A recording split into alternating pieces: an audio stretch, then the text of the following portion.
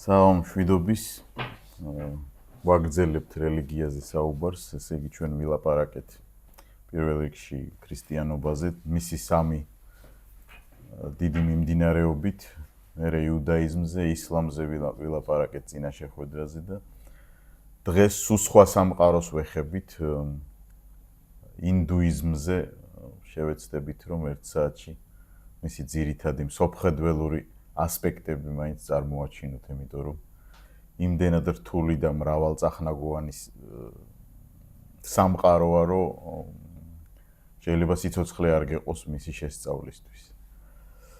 ესე იგი, ერიხ ფრომს აქვს ესეთი წიგნი, ფსიქოანალიზი და რელიგია და ორ კატეგორიად ყოფს რელიგიას, ესე იგი, ავტორიტარულ რელიგიად და ჰუმანისტურ რელიგიებად. აბრაამეული რელიგიები, რომლებიც უკვე გავიარეთ, იუდაიზმი, ქრისტიანობა და ისლამი, მას მიაჩნია, რომ ავტორიტარული რელიგია, იმიტომ რომ ამ რელიგიების მიმდევარი იუდაისტი, ქრისტიანი და მუსლიმი პიროვნულ ღმერთს ცნობს. ღმერთი არის ვინმე კონკრეტული, ვინც აძლევს ადამიანს სამოთხეს, მარადილ სიცოცხლეს, ან ჯოჯოხეთს და მასთან ანგარიშვალდებულია პიროვნება. ხოლო ინდუიზმს რაც შეეხება, ეს უფრო ჰუმანისტურ რელიგიის კატეგორიებში გაყავს ერიხ ფრომს და გარკვეულწილად მართალიცაა, იმიტომ რომ აქ პიროვნული ღმერთი არ არსებობს.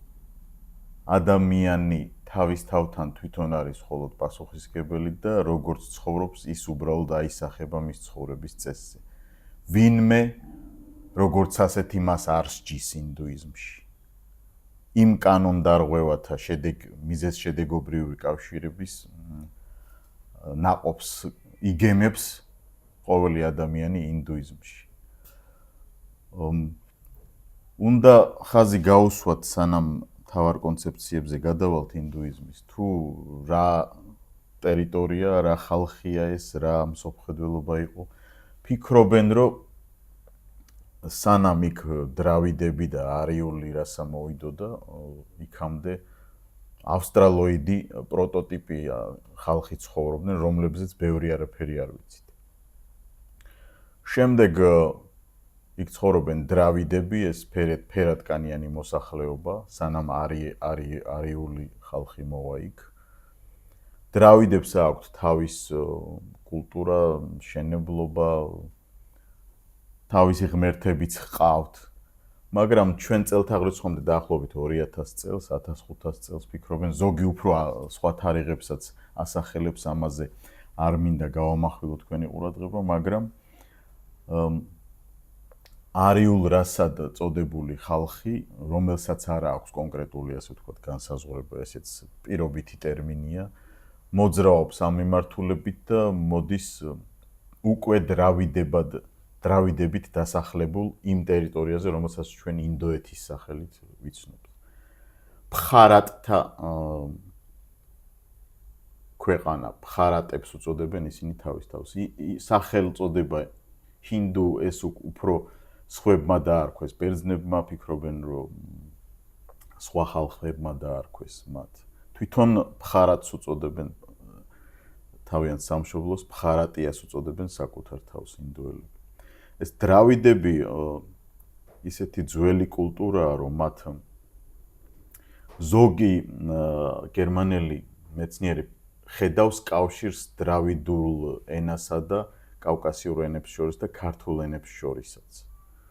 ეს ლაპარაკია სანამ ჯერ მოხდებოდა მათი შერწყმა არიული რასისა და დრავიდელების შერწყმა. ამიტომ აი ესეთი წინაპირობა გვაქვს, უძველესი ხალხია, როდესაც არიელები მოდიან, ცხადია მათ მოაქვთ უკვე თავიანთი რელიგია, თავიანთი წარმოდგენები ღმერთებზე, ორივე მრავალღმერთიანობაა, მაგრამ სხვადასხვაა და აი აქ უკვე გადაკვეთაში ხდება მათი შერწყმა. და რომელი უფრო ავლენს რომელზე გავლენას, აი ამის დადგენა ურთულესი არის, მაგრამ რეალობაში ჩვენ ვილაპარაკებთ იმაზე, რაც უკვე არის და რა მსოფლმხედველობაც დღემდე შეიძლება ვთქვათ, ჩვენ წელთაღრიცხვიდან 2000 წლიდან დღემდე უცვლელად ძირითადი ასპექტები უცვლელად რჩება ამ ხალხში. საინტერესოა, რომ რაც შეეხება ცოტა ენაზე მინდა ვილაპარაკო, სანსკრიტი, საუბედუროდ მე არ ვიცი ეს ენა, ითვლება ყველაზე ურთულეს ენად. მე-18-მე-19 საუკუნიდან იწყებენ ევროპელები ამ ენის სწავლას. არსებობს ესეთი დიდი რელიგიათ ვწოდნე, უდიდესი, უმსხვილესი ნირჩა ელიადე. სხვათა შორის მას მხატვრული ნაწარმოებებიც აქვს, ინდუისტური, ასე ვთქვათ, სიუჟეტების გამოყენებით და საინტერესოა ეს მისი შემოქმედება ამ კუთხითაც, რომ არა მხოლოდ მეცნიერული შრომები აქვს, რომელიც აქვს და ფასეული, არამედ მხატვრული ლიტერატურაც აქვს ინდუიზმის მსოფლმხედველობის ასპექტების გამოყენებით და ძალიან კარგი მოთხრობები აქვს და ნაწარმოებები აქვს. ენა, ჩვენ რო გვეუბნებიან მეცნიერული ეს შეხედულება, რა თქმა უნდა, მეცნიერება ძალიან დასაფასებელია, რომ პრიმიტიულიდან რთულისკენ მიდიოდაო ენა. ენა, რომელსაც თვითონაც კი არ შეუქმნია გრამატიკა, ურთულეს ენად ითვლება დღესაც სანსკრიტი, ანუ სპეციალურად წლების სწავლობს ხალხი, რომ ამ ენაზე შეძლოს კითხვა და წერა. ურთულესი გრამატიკა აქვს იქიდან მოყოლებული. ეს მათი წიგნები, ვედები რო ჩაიწერა, იქიდან ვიგებთ ჩვენ, რომ პირიქით დღეს უფრო გამარტივდა ენა, ვიდრე ადრე იყო. ანუ აი ესეთი ფენომენიც არსებობს, რომ პრიმიტიულიდან რთულისკენ კი არ წავიდა ენა, პირიქით ურთულესი იყო და დღითი დღე უბრალოებისკენ მიდის ყველა ენა. სხვათა შორის ეს ტენდენცია არსებობს დღეს ყველა ენის წინაშე, რომ უფრო მარტივი, უბრალო და ძალიან მშრალი გახდეს. ტექნიკურად მიდის ენის განვითარება დღევანდელ სამყაროში. ადრე უფრო ფილოსოფიური და სიღრმისეული იყო, დღეს უფრო ტექნიკურად მიდის. აი ეს სანსკრიტის ენას როცა აკვირდებიან მეცნიერები, ამ დაკვირვებას აღმოაჩენენ მასში. მოკლედ აი ეს დრავიდები და არიული რასა ერწყმის ერთმანეთს და აქედან იწყება ამ ხალხში რელიგიის ჩამოყალიბება, აი ცოტა რა განსხვავება იყო ამ დრავიდებსა და არიულ სარწმუნოებას შორის, ამაზე ვილაპარაკოთ და მერე უკვე ინდუიზმის კონცეფციებზე გადავალთ. არიელები იყენებდნენ ცხენს, რომლებიც დრავიდებისთვის ეს საერთოდ უცხო ცხოველი იყო, მათ არ ჰქონდათ ცხენი გამოყენებაში, არც საომარ ეტლად, არც ომში და დრავიდებისთვის ცხენის გამოყენების კულტურა უცხო იყო, არიელებმა შემოიტანეს მათთან. არიელები თაყვანისმცემდნენ ძროხას, დრავიდები ხარს. დრავიდები ქალღმერთ ღვთაებებს ანიჭებდნენ უპირატესობას, არიელები უფრო მამრობით ღვთაებებს. მაგრამ მათ, ასე ვთქვათ, პანთეონს მე რო შევხედავთ, უკვე მამრობითი ღვთაებები წინა პლანზე მოდის, ესე იგი არიულმა პანთეონმა ცოტა იმარჯვა, ხოლო მსოფლმხედველობის კუთხით დღემდე მიდის კვლევა თუ რომელმა უფრო მეტი გავლენა მოახდინა. სწორი იქნება ვთქვათ, რომ თანაბრად მოხდა ეს გავლენა და ცოტა უნდა ვთქვათ ახლა საიდან იწყება ამ ხალხის მსოფლმხედველობა, იმიტომ რომ ჩვენ გავიგოთ მერე სხვა დანარჩენი კონცეფციები, რაზეც ვილაპარაკებთ. ისტორიის აღქმა არიელების და დრავიდების კულტურის შერწყმის შედეგად როგორია? ესე იგი, ისტორია მათ წარმოდგენაში 4 ეტაპს მოიცავს. პირველი ეტაპი ეს არის ოქროს ხანა, 12000 წელს ითვლის ეს ოქროს ხანა. შემდგომ ვერცხლის ხანაც 12000 წელს ითვლის. შემდგომ სპილენძის ხანა, ანუ უფასურდება ნელ-ნელა, ზნეობრივად, რელიგიურად და ყველანაირად. სპილენძის ხანა მესამე ეტაპიც 12000 წელს ითვლის და ბოლოს ბნელი ხანა. აი ამ ეპოქას ხანას იუგას უწოდებენ, იოგასთან ეს არ არის კავშირში, პერიოდს ნიშნავს. იოგა ნიშნავს უფრო რაიმესთან შერწყმას, გაერცულოვნებას, გაწონასწორების პოვნას და ამის ტექნიკა არის იოგა. აი ესეთი შეხედულება აქვს ისტორიასთან. ამიტომ არასოდეს არ დაუწერიათ ისტორია. იმიტომ რომ ყოველთვის განმეორდება ეს 4 პერიოდი. იქნება ოქროს ხანა, იქნება ვერცხლის პერიოდი, იქნება სპილენძის პერიოდი და იქნება ბნელი და წრიული ისტორია აქვთ მათ. არასდროს არ დამთავრდება ეს, გესმით? რაც არ უნდა აკეთო, ყოველთვის დადგება ოქროს ხანა, ვერცხლის ხანა, სპილენძის ხანა და ბნელი პერიოდი. ჩვენ როგორი ახმა გვაქვს ისტორიის, იწყება, ოდესღაც დასრულდება და შეიძლება გაგრძელდეს, მაგრამ მაინც სწორხაზოვანი ახმა გვაქვს ისტორიის. სხვათა შორის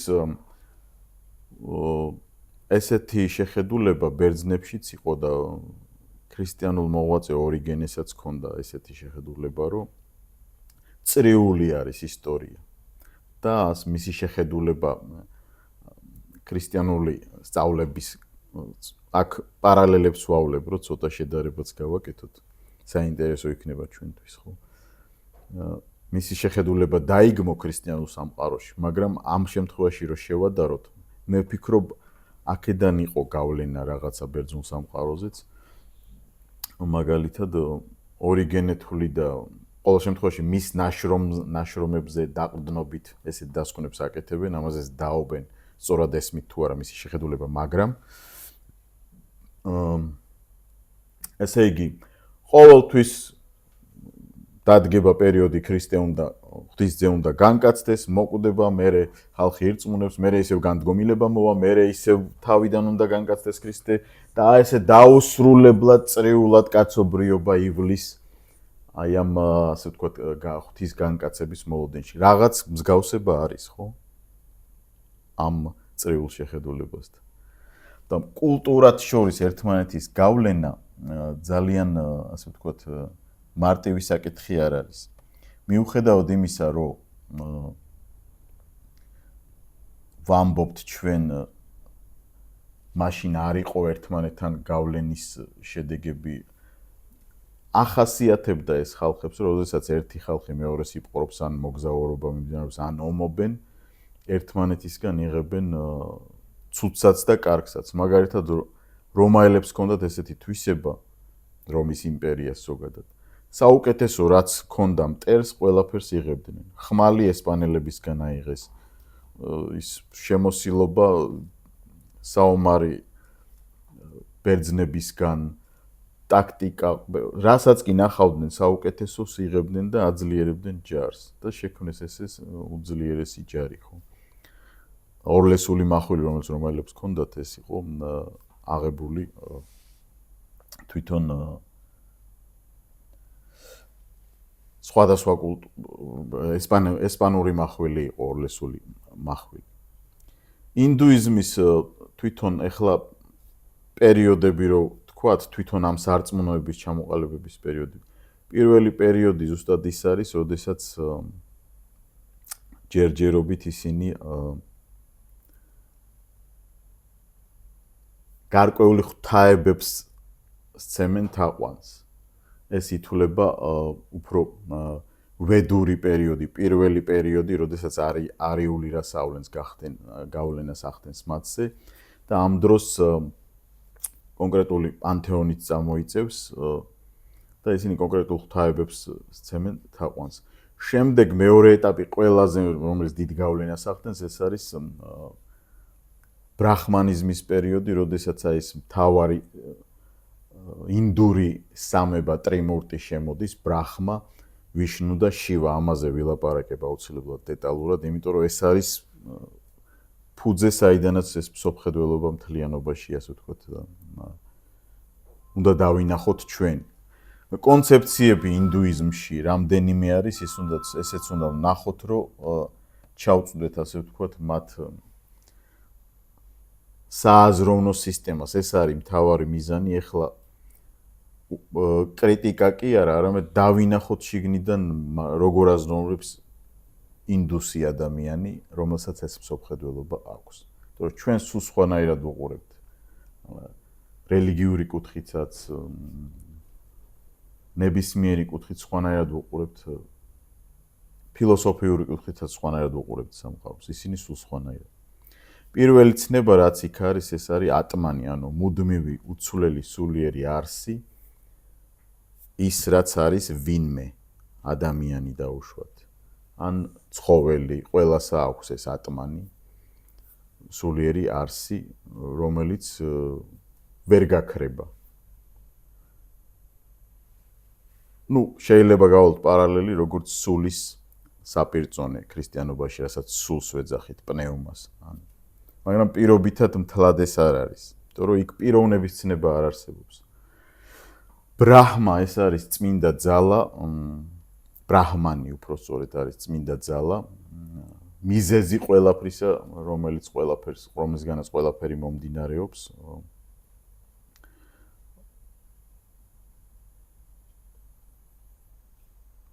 ბრაჰმა კიდე არის ბრაჰმანის განპირობებული, პირობითად განპირობებული ვინმე. ოღონდ ვინმეს ცნება არ არსებობს ინდუიზმში. ხშირად ბრაჰმანი პრინციპი და ბრაჰმა როგორც ღვთაება, ბრაჰმანი როგორც ფილოსოფიური კონცეფცია ერთმანეთის სინონიმებია და არ არის, ასე ვთქვათ, სხვადასხვა რამ. პირობითად ამას მეცნიერები უბრალოდ ასხვავებენ. მთელი სამყარო არის ის, რომ ბრაჰმასგან გადმოედინება. სამყარო ცალკე აღებული ქმნილება კი არ არის, როგორც ქრისტიანობაშია, იუდაიზმში და ისლამში, ანუ აბრაამეულ რელიგიებში, არა. სამყარო გადმოედინება ბრაჰმასგან. კარგით, რა შეჭირდება ახლა ბრაჰმანს, რომ ეს სამყარო გადმოედინებოდეს? უნდა ახლა ეს პროცესი, რომ სულ რაღაცა მოედინებოდეს მისგან. რატო ხდება ეს? არსებობს მაია, ჩვენში გავრცელებული სახელი, რომელიც უდაოდ დრავიდულ ინდუისტურ ფესვებში უნდა ვეძებოთ ამ სახელის წარმომავლობა, მინიმუმ ჩვენ წელთაღრიცხვამდე 3000 წელს იცვლის ეს სახელი. ანუ ყველაზე ძველი სახელია, მე ვფიქრობ, ქალს რაც ქვია საქართველოში და მსოფლიოშიც ხო გავრცელებული სახელია. მაია არის გრძნეული ძალა. უარყოფითი ძალა, რომელიც ამ ბრაჰმანზე ან ბრაჰმაზე არ აქვს მნიშვნელობა, სიზმარს და ძილს მოავლენს. ამ სიზმარში და ძილში, ეს საკვანძო მომენტია, ეს უნდა გავიაზროთ. ამ სიზმარში და ძილში ჩვენ ვართ ბრაჰმანის და ბრაჰმას, მთელი სამყარო რაც კი რეალურია და რაც კი არსებობს ზოგადად და გგონია რომ არსებობს ინდუიზმის შეხედულებით, ბრაჰმას სიზმარია. ის 4 პერიოდიც, რომელიც დავასახელე, ოქრო, ვერცხლი, სპილენძი და ბნელი პერიოდი, ესეც ბრაჰმას სიზმარია. ახლა მე რო ლექციას ვკითხულობ და თქვენ რომ მისმენთ, ესეც ბრაჰმას სიზმარია ინდუიზმის შეხედულებით. ყველაფერი და ყოველივე გადმოედინება იმ რეალობის სახით მაიას ზეგავლენით ბრაჰმაზე და ჩვენ ვღებულობთ იმას, რასაც ვღებულობთ. მარადიულ, 4 ეტაპოვან, წრიულ, დაუმთავრებელ ბრაჰმას ძილს გრძნეული მაიას ზეგავლენით. ცოტა რთული სისტემაა, მაგრამ აი ასე აზროვნებს ინდუსი, ასე აზროვნებს ინდუიზმის მიმდევარი. იქნება ეს ბუდისტი, იქნება ეს სხვა განშტოება შიგნით, მნიშვნელობა არ აქვს. ეს კონცეფცია ინდუიზმში, ფილოსოფიაშიც და რელიგიაშიც იქ განსხვავება თითქმის არ არსებობს.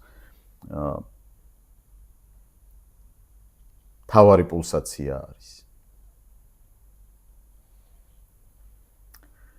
ჩვენ ვიმყოფებით ყოველი არსება კოღოდან დაწყებული და იმ მცირე არსებადან დაწყებული, რომელსაც ვერ ვხედავთ. ზოგადად არსების ცნება ამ მაიას სიზმარში, რომელსაც ის მიავლენს ბრაჰმაზე არ არსებობს. აი ამ ასე ვთქვათ სიზმარში მრავალჯერადად ის ხო წრიულია ეს 4 ეტაპი ისტორია. ეს ხო ბრაჰმას სიზმარია და აი ამ ბრაჰმას სიზმარში ზოგი რო ადამიანია, ზოგი რო კოღოა, ზოგი რო ნიანგია, ზოგი რო ბაყაყია, ესეც მოჩვენებითია, მაგრამ აი ამ მოჩვენებითობაში ხვალ მე ვინად დავიბადები რეინკარნაციის იდეას უახლოვდებით ახლა ხო? რო კვდება ვინმე, თუნდაც ძროხა, შემდეგ ცხოვრებაში ან ბაყაყი, შემდეგ ცხოვრებაში იქნება ის რაღაცან ვინმე, ის როგორც იცხოვრა, კარმა, ანუ მიზეზ-შედეგობრივობა. თუ ვიყავი კარგი ბაყაყი, შემდეგ ცხოვრებაში უფრო მაგარი გველი დავიბადები, რომ ბაყაყები შევჭამო უკვე. თუ ვიყავი ცუდი კოღო, ან ცუდი ბაყაყი ავიღოთ. შემდეგ ცხოვრებაში გავჩდები ცუდ კოღოდ, რომ აი იმ ცუდმა ბაყაყმა გადამყლაპოს და გავიაზრო, რას ნიშნავს ცუდი ბაყაყობა. და ეს დაუმთავრებელია. ეს არის რეინკარნაცია, ეს არის კარმა. კარმა ნიშნავს აქ შემოდის კიდე სხვა კონცეფცია, თხარმის კონცეფცია. თხარმა არის კანონი, რომელიც ამ ბრაჰმას სიზმარში არსებობს. ყველაფერი ამ კონტექსტში უნდა განვიხილოთ. რასაც ვიტყვი ახლა, ყველაფერი არის ბრაჰმას სიზმარის კონტექსტში. ცალკე არ უნდა განიხილოთ. აი ასე დაინახავთ ინდუისტის თვალებით იმას, რაცაც ისინი სიცოცხლის აღქმას და თავის სოფხედელობას უწოდებენ. ვინ მოყვა იმაზე, ვეფხვებმა გურამმა, ხო? აი მაგალითია, მაგალითად რო იყო ინდოეთში, ვეფხვებმაო რო შემჭამონო ნახავ. რა უქნა შენი კარმაო? აი ესე მარტივად უყურებენ. მე რა რო ვეფხვი შეგჭამს. ესე იგი დაიმსახურე. მეორე ცხოვრებაში თუ უკეთესი არ იქნება, მეორე ცხოვრებაში ეხლა ხო ადამიანი შეგჭამა, მაგრამ რახან ცუდი ადამიანი იყავი და შეგჭამა, მეორე ცხოვრებაში შეიძლება მაიმუნად მოგავლინოს ან კურდღლად ან ვინმე დრო ისწავლო, რომ იყო კარგი. კარმა არის სასჯელი იმისა, თუ ვინად მოევლინები შენ ხვალ დღეს რაც იცხოვრე, ხვალ გახდები ის. და სამსარა. აქედან მე კიდე სხვა ცნება ნახეთ, რა არის სამსარა? აი ამ სხვადასხვა და მრავალჯერადად მოსვლა განსხეულება, ანუ ავატარი, რასაც ქვია. დღეს ადამიანი ყავი, ხვალ კოღო გახდები თუ ზეგ ბაყაყი. აი ამ სპირალს ქვია სამსარა. მთელი სამყარო ამ სპირალში იმყოფება, იმიტომ რომ ყველა კარმის შედეგებს იწვნევს თავზე. იმიტომ რომ არსებობს თხარმა, ანუ კეთილად ყოფნის კანონი, რომელიც ასევე ბრაჰმას სიზმარში იმყოფება და ჩვენ ბრაჰმას სიზმარში, როდესაც ვარღვევთ ამ თხარმას მორალურ კანონს, ვიმყოფებით ამ წრიულ სამსარაში. რა ეშველება ახლა ამ თუნდაც ილუზიაში და არარეალურ ყოფიერებაში? ყოფიერება საერთოდ პირობითი ტერმინია, ანუ აი ამ სიზმარში და სამსარაში მყოფ ხალხს ან ცხოველებს, რომლებსაც უნდათ რომ შეწყდეს ეს მრავალჯერ დაბადების პროცესი, მრავალჯერ განსხეულების პროცესი. რა უნდა გააკეთოს? ინდუიზმის ფილოსოფიაში არის რამდენიმე პრინციპი, რაც აუცილებელია იმისთვის, რომ ადამიანმა როგორმე შეძლოს აი ამ სპირალიდან ამოვარდნა და გაჩერება. ადამიანს იმიტომ ამბობ, რომ ჩვენთვის ადამიანი ყველაზე დიდი არსება. რაიმემ ან ვინმემ, მოდით ასე ვთქვათ. პირველი სულიერი სრულყოფის მიღწევა ადამიანის სწრაფვაში. არ არის კონკრეტიკა. არსებობს თხარმის პრინციპი და უნდა იყო კეთილი, უნდა აკეთოს სიკეთე, რომ სრულიერ სრულყოფას მიაღწიო. ამიტომ არის მეგრე მთელი ტექნიკები იოგის, მთელი მედიტაციები, მთელი ლოცვები, რიტუალები, ეს ყველაფერი ემსახურება იმას, რომ შენი საკუთარი თავი სიკეთისკენ მიმართო და როგორმე შეძლო, რომ აი ამ სამსარიდან გამოხვიდე, რასაც ეწოდება მოქშა. მოქშა ნიშნავს განთავისუფლებას. დიდი მოაზროვნეების იდეები მუდმივად აქტუალურია. ერთი ჭეშმარიტება არ არსებობს ინდუიზმში. ქრისტეც ერთ-ერთი ღვთაებაა, ბუდაც ერთ-ერთი ავატარია ვიშნუსი, ანუ განსხეულება. მრავალ ღმერთს ყველასგან უნდა აიღო კარგი და მიმართო შენი თავი იქითკენ, რომ ამ მრავალწახნაგოვან ჭეშმარიტებების ერთობლიობაში შეძლო მოქშა. რა არის მოქშა? როდესაც შენ შეასრულებ სიკეთეს, იქნება და ამოვარდე ამ მრავალჯერ დაბადების წრიული სპირალიდან და შეერწყმევი ბრაჰმას და შენ იქნები ბრაჰმა და ბრაჰმა იქნება შენ და მე და შენის ცნება საერთოდ არ არსებობს.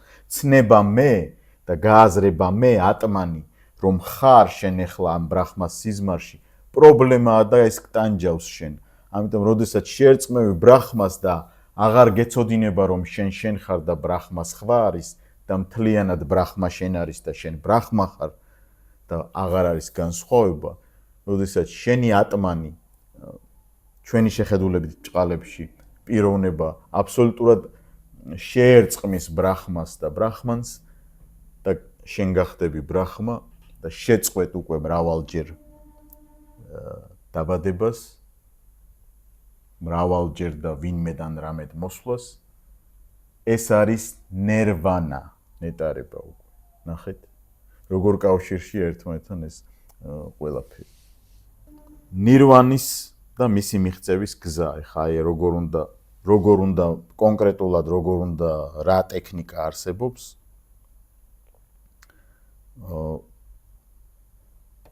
თვითონ იოგა, აი ეს არის საშუალება, რომ შეერწყა და ერთსულოვანი და ერთშერწყმული გახდეს სამყაროსთან. ამიტომ არსებობს სხვადასხვა იოგის ტიპები, ჯანა იოგა, ბჰაქტი იოგა, კარმა იოგა, რაჯა იოგა, კუნდალინი იოგა და კიდევ სხვადასხვა იოგები, რომელიც არის მთელი სისტემა იმისა, რომ შენ საკუთარი თავი ჰარმონიაში მოიყვანო ბრაჰმასთან, ჰარმონიაში მოიყვარო სამყაროსთან. მედყოფნა არის ბუნტი ბრაჰმას სიზმარში. არ დაგავიწყდეთ, რომ ყველაფერი ხდება ბრაჰმას სიზმარში. ეს ლექციათ ბრაჰმას სიზმარში მიმდინარეობს. თქვენ გონიათ, რომ რეალურად არსებობთ ინდუიზმის თანახმად. არამედ ყოველთვის და მარაჯამს ესიზმრებით ბრაჰმას. და თუ გამოძვრებით და ნირვანას მიაღწევთ მთელი ამ ტექნიკების გამოყენებით, მოქშა, განთავისუფლება, აი ის მომენტი, როდესაც შენს ატმანს შეუწყდება კიდევ ერთხელ და მრავალჯერ დაბადების აუცილებლობა, როგორც სასჯელი. აი ამ მომენტს ქვია მოქშა, ხოლო განთავისუფლება. ხოლო შემდგომი ეტაპი, როდესაც შენ ბრაჰმას ერწყმი და მთლიანობაში უკვე შენ თვითონ ხარ ბრაჰმა, ამას ქვია ნირვანა, ანუ ნეტარება მარტივად ქართულად რო ვთქვათ. დამთავრდა შენს ცხოვრებაში მრავალჯერ მოვლენის ასპექტი, მორჩა. ნირვანა სრული ნეტარება მიღწეულია ბრაჰმასთან ერთად. ნირვანა აღარ იცვლება, ხო? არა. მაგრამ აი როგორ ურთიერთგამომრიცხავი რაღაცებიც არის, ჩვენ გვინდა ლოგიკურად დავაკავშიროთ. მაგრამ იმ უკვე რო ბრაჰმა ხარ შენ თვითონ, ეხლა შენ როგორც ბრაჰმას გესიზმრება ეს ყველაფერი. გესმით? აი ესეთი სისტემა.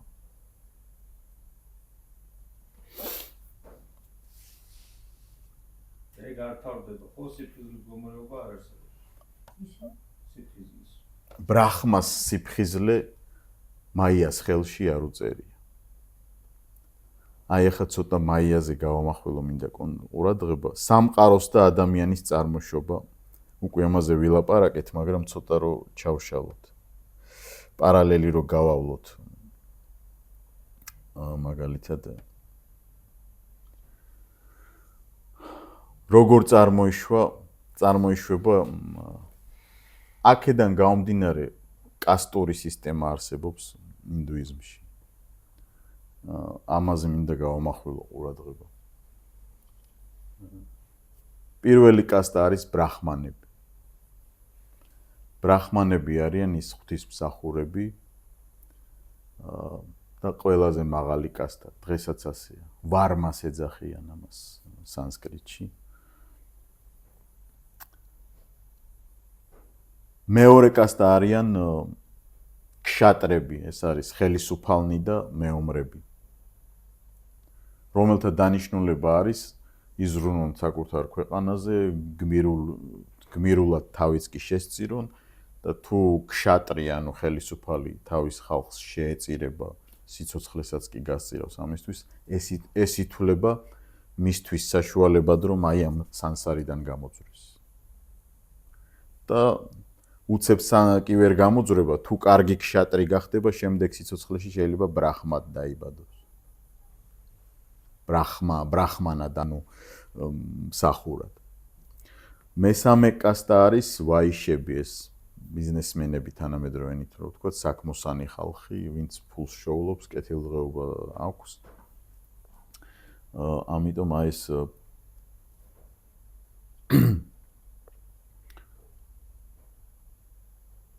თუ კორუმპირებული და მომხვეჭელი იქნები, შემდეგ ცხოვრებაში უფრო დაბლა დაიბადები, შუდრები, მონები. თუ ცუდი მონა იქნები, მერე უკვე ცხოველზე გადახვალ. არსებობს რაღაც უპირატესობა ადამიანად მოსვლის შემთხვევაში, მაგრამ საერთო ჯამში რო შევადაროთ, კაცრ ლოგიკურ ჯაჭვს ვერ ვნახავთ, ვინად იქნება, როგორ იქნება. ურთულესი სისტემა არის. ეხლა საიდან წარმოიშვნენ ეს 4 კასტა? ბრაჰმანები წარმოიშვნენ ბრაჰმას თავიდან, ქშატრები ხელებიდან,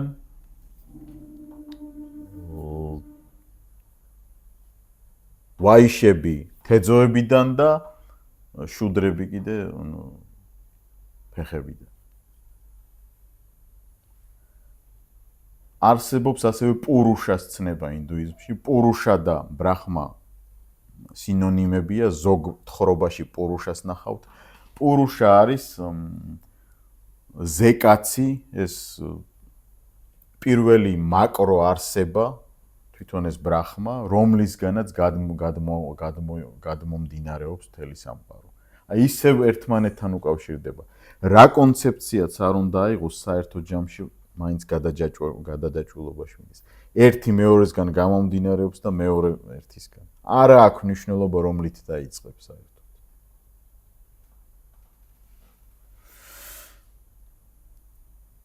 და აი აქ ყველაზე ძლიერი ვინმე და რამე ვინ გამოდის აბა? მაია. იმიტომ რომ თვით დიდი ბრაჰმა, რომელიც არის ყოველივეს და ყველაფრის მიზეზი, ვერაფერს ვერ შრება მის წინააღმდეგ. პარალელი რომ ვნახოთ რომ ბერძნულ მითოლოგიაში. მოირები. ბერძნულ მითოლოგიაში არიან მოირები, სამი და კლოტო, ლაქესისი და ატროპოსი. სამი ქალბატონი, რომელთა დადგენილების წინააღმდეგ თვით დიდი ზევსი და ვერც ერთი ღმერთი ვერაფერს ვერ გახდება.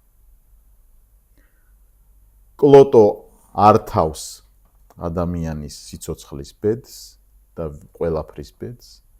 ლაქესისი წვეთს ამძაფს, სად უნდა დამთავრდეს. და ძვირფასი ატროპოსი საბოლოოდ შეიტანს ხელნაწერებში, ვინ რამდენი უნდა იცოცხლოს. რა უნდა მოუვიდეს რომელ ღმერთს? სასტიკი მოირები ჰომეროსი ბევრჯერ იმეორებს თავის ნაწარმოებებში, თუ გახსოვთ ოდისეაში განსაკუთრებით. სასტიკი მოირები, ანუ მოირათა დადგენილების წინააღმდეგ ვერც ერთი ღმერთი და ღვთაება ვერაფერს ვერ გახდება. ინდუიზმშიც და ბერძნულ მითოლოგიაშიც მოირა და მაია გვანან ერთმანეთს. ამასთან არ უნდა იფიქროთ, რომ მაია ქალბატონია. მას სქესი არ აქვს. ეს არის პრინციპი ბედისწერის ჩვენ ენაზე რო ვთქვათ, რომელიც განსაზღვრავს ადგენს და მართავს თვით ბრაჰმასაც კი. თავარი ღვთაება ინდუიზმში, ახლა ამას შევეხოთ ინდუიზმის სამებას. უფრო ასე ვთქვათ მიღმიერზე გადავიდეთ. ეხლა გასაგებია, რომ ჩვენ ვაგრძელებთ ყოფნას ბრაჰმას სიზმარში ინდუიზმის თანახმად და ვცდილობთ, რომ გავიგოთ, ვინ არის ბრაჰმა, ვინ არის ვიშნუ და ვინ არის შივა. ბრაჰმა უკვე ვთქვი და ბრაჰმა და ბრაჰმანი პირობითად განსხვავდება, ანუ ბრაჰმანი არის ფილოსოფიური პრინციპი და ჭეშმარიტების კონცეფცია და წყარო ყველაფრის, ხოლო თვითონ ბრაჰმა არის ეს პირობითი განპირობებულობა, როგორც ღვთაება ამ ბრაჰმანის. მის სიზმარში იბადება ყოველივე და ყველაფერი. ბრაჰმა ქმნის მაიას მიერ მოვლენილ სიზმარში ყოველივეს და ყველაფერს. ხოლო ვიშნუ აშენებს, აწესრიგებს. ამიტომ ვიშნუს აქვს 10 ავატარა, ანუ განსხეულება. შევეხები მაგას მერე სათითაოდ. საინტერესო იქნება რომ ნახოთ ეგ.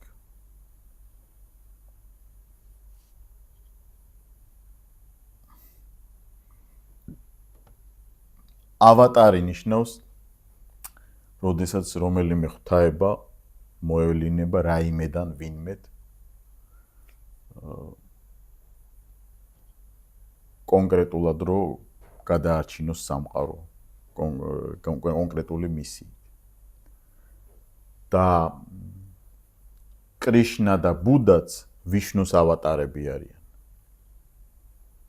კონკრეტულ მომენტში იმ 4 წახნაგოვან წრიულ ისტორიაში, როდესაც საჭიროდ ჩათვალა ტრიმურტიმ, ანუ ბრაჰმამ, ვიშნუმ და შივამ, შივა მესამეა. ესე იგი ბრაჰმა ქმნის სიზმრით და გამოდის, რომ ბრაჰმა კი არ ქმნის ყველაფერს, მაია მართავს. მაგრამ ჩვენ ვუყურებთ ესე დასავლური თვალებით, ვინ ვის მართავს, იქ ეგრე არ არსებობს. ანუ იქ უბრალოდ არის ეს მოცემულობა და ესე უნდა იყოს. ვიშნუ აწესრიგებს იმას, რაც ბრაჰმას ესიზმრება და შივა არის გამანადგურებელი, ნახეთ.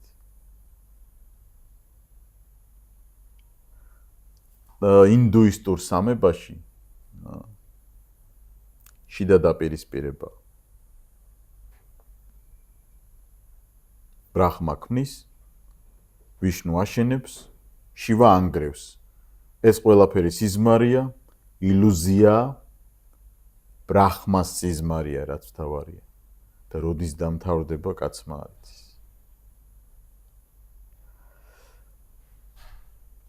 საერთო ჯამში რო ვნახოთ თითქმის ყველა რელიგიაში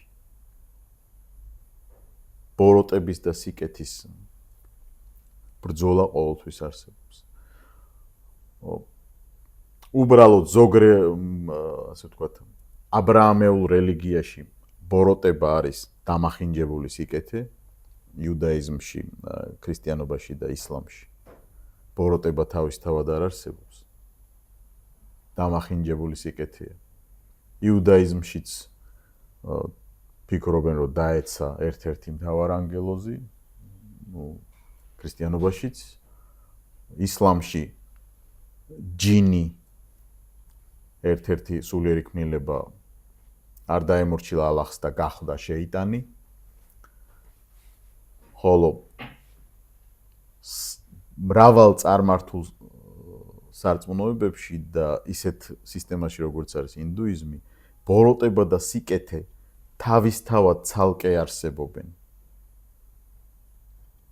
და სულ ბრძოლა მიმდინარეობს მათ შორის.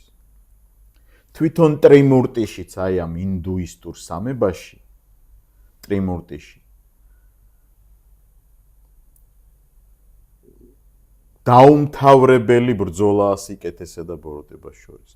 თვითონ იმ სიზმარში მყოფი ადამიანების არსებების მრავალ განსხაულებობაში, მათ ცდილობაში, რომ სიკეთე აკეთონ, ეს ღმერთებიც ერთმანეთს ემტერებიან, ზოგი თავის შვილს თავს აჭრის, მაგალითად შივა დამანგრეველი,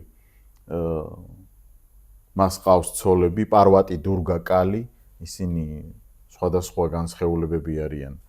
ზოგ თხრობაში ერთი სხვადასხვა ღვთაებები არიან, ზოგ თხრობაში ეს ერთი ცოლია შივასი, რომელიც მრავალი სახე აქვს.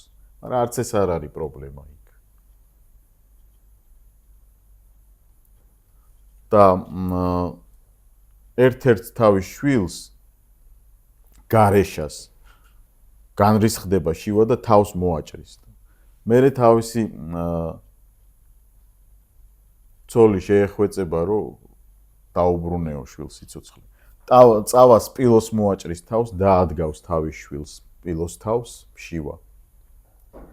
და ეს სპილოსთავიანი შივას შვილი ხდება გმირი მეომარი გარეშა, რომელიც მრავალ გმირობებს იდენს და გადაარჩენს ბევრჯერ ამ ილუზორულ სამყაროს დაღუპვისგან. წრეზე ვტრიალებთ, მაგრამ აი წრეზე ტრიალის სამყაროა ინდუიზმი. დაუმთავრებელი, ამოუწურავი ესეთი სამყარო.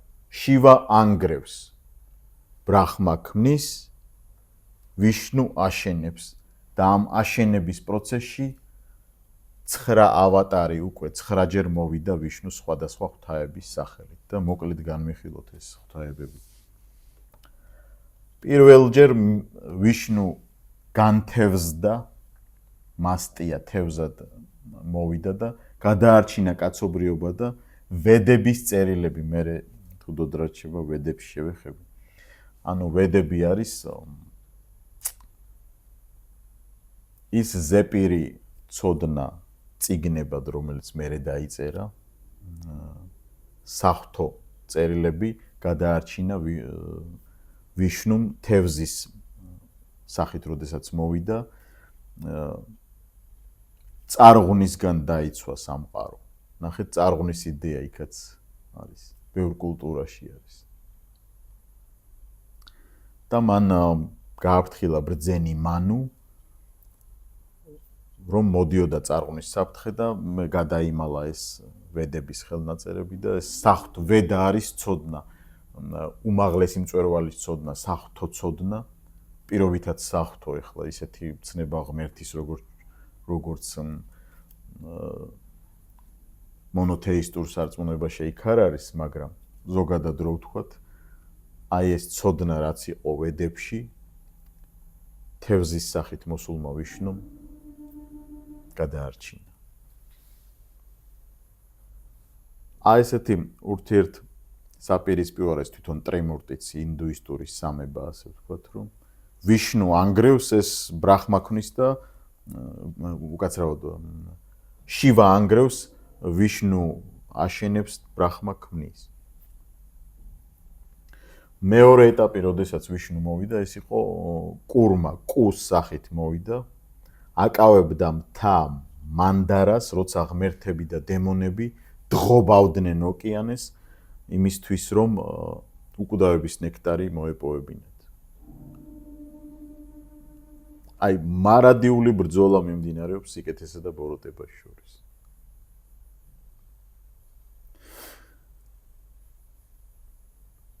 მესამე ავატარი ვიშნუსი არის ვარახა, გარეული ტახი, აწია დედამიწა, კოსმოსური ოკეანიდან, რომელიც იქ ჩაძირა დემონმა ჰირანიაკშამ. ანუ ამ ტახმა ეშვებით ვიშნუ, რომელიც ტახად იქცა, ეშვებით გადაარჩინა ეს დედამიწა. მაგრამ ეს ყველაფერი ნუ და გავიწყდებათ ბრახმას სიზმარში მიმდინარეობს. ანუ ცალკე არაფერი განიხილოთ საერთოდ. ცალკე არ არსებობს. ბრახმას სიზმარში იტანჯება მთელი პირობითად ქმნილება. მეოთხე ავატარი მარასინხა ადამიანი ლომი, გაანადგურა დემონი ჰირანიაკა შიპუ, ისეთი სახელებია, რომ ენა მოგწყდება კაც, რომელსაც ჰქონდა ძალა დაუმარცხლებლობისა და მოუხელთებელი იყო ეს დემონი, სულ ცუდს აკეთებდა და ნახეთ, დემონური სამყაროს ცნება არსებობს იქაც. მარასინხა ადამიანი ლომი. მეხუთე განსხეულება არის ვამანა, ლილიპუტი, ჯუჯა. ჯუჯა დემონი მეფე და მან ჯუჯა არის განკაცებული ვიშნუ და ის იმონებს დემონ მეფეს ბალის. ატყუებს პატარა ჯუჯაა და ეუბნება, რომ ერთი ნაბიჯი გადასადგმელი მომეციო მიწაზეო. იმიტომ რომ ამ დემონ ბალის უნდა და დედამიწის შთანთქვა და როდესაც მისცემს გადასადგმელ ნაბიჯს, ორი ნაბიჯით გადაარჩენს დედამიწას და ერთი ნაბიჯით გადიდდება ამ დროს ვიშნუ ეს ჯუჯა გადიდდება და აი ამ დემონს ქვესკნელში ჩაძირავს და გადაარჩენს დედამიწას დაყოფვისგან. ყველა განსხეულებაში ავატარში ვიშნუ ცდილობს რომ გადაარჩინოს სამყარო. და თუ ეხლა ჩვენა დასავლური ლოგიკით ჩავურმავდებით, გამოდის რომ მაია ქმნის ამ პრობლემებს. მაია ჰგვრის ბრახმას სიზმარს. ამ სიზმარში არის ყველაფერი და ყოველივე და ამ სიზმარში, ამ წრიულ ჩაკეტილობაში არსებობს აუცილებლობა, რომ როგორმე მოხდეს მოქშა, ნირვანა და საბოლოოდ ბრახმას ნაწილის გახდობა მთელი სამყაროს. მეექვსე განსხეულებაც არსებობს რამა ნაჯახით, გაანადგურა ათასობით კორუმპირებული მეფე ქშატრები, ნახეთ, დაიცვა სამართლიანობა და ბრახმანები. როგორ კავშირშია ის 4 კასტა, კორუმპირებული გახდნენ ქშატრები, ანუ ხელისუფალნი და რამა ნაჯახით აგვარებს ამ პრობლემას. არის რამაჩანდრაც ჩვეულებრივი რამა, გმირი, იდეალური მეფე ხდება ეს რამაჩანდრა, თვითონ ხდება მეომარი და ხელისუფალი და უანგაროდ მართავს თავის ქვეყანას. ეს ყველაფერი ხდება მათ სამშობლოში, მაგრამ ეს სამშობლოც და ეს რეალობაც ინდუსთა სამშობლოში, ბხარატებში. ეს ყველაფერი სიზმარშია.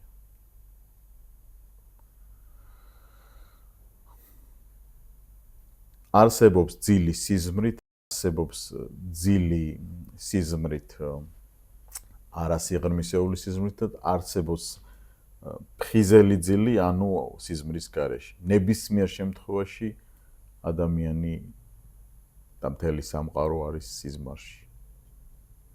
იმიტომ რომ თვით დიდ ბრახმას მიზესთა მიზეს ამ ყველაფრისა სძინავს მაიას გავლენით. აი ყოველთვის ვკრავ ამ წრეს რომ დავაკავშიროთ ეს ყველაფერი. და მერვე უმნიშვნელოვანესი ავატარი ვიშნუსი არის კრიშნა. კრიშნა ბჰაგავად გიტასა და მაჰაბჰარატას მთავარი ფიგურა, ნუ ეს ყველაზე ცნობილი ეპოსია ინდუიზმში, სადაც მთელი ეს ომებია აღწერილი, ეს ბოროტება და სიკეთე როგორ ებრძვის ერთმანეთს, ეს ღვთაებები მრავალგზის როგორ ამარცხებენ ამ ბოროტებას, მერე ისევ ბოროტება სხვა ხრიკებს იგონებს და ეს მთელი ბრძოლა მიმდინარეობს თვითონ ტრიმურტიში, ვინაიდან შივა ქმნის, ბრახმა ქმნის, ვიშნუ აშენებს და შივა ანადგურებს ყოველთვის. დაუმთავრებელი პროცესია. კრიშნა არის სიყვარულის, სიბრძნის, თამაშის განსახიერება. კრშნა თვითონ სიტყვა ნიშნავს შავს. ფერებზეც თავის დამოკიდებულება აქვთ ინდუიზმში, მაგალითად პირველი კასტა ბრაჰმანები თეთრ ფერებში წარმოგვიჩნდებიან. მეორე კასტა ქშატრები წითელ ფერებში. მესამე კასტა ვაიშები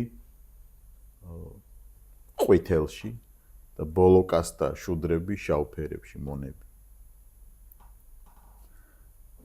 კრიშნა იმიტომ არის შავად, რომ როგორმე ამ მონებსაც უშველოს. კრიშნაიზმის, ასე ვთქვათ, ნახეთ როგორ წეღარო ვთქვი, კრიშნაიზმი, კრიშნაიდებისთვის კრიშნაიზმი კრიშნა ყველაზე მაღალი ღვთაებაა. მათთვის ბრაჰმა თვითონ კრიშნა არის, ასე ვთქვათ. და ეს ცალკე, ასე ვთქვათ, კრიშნაიზმის გამოყოფა დაიწყო უფრო ჩვენი წელთაღრიცხვით მე-15 საუკუნეში.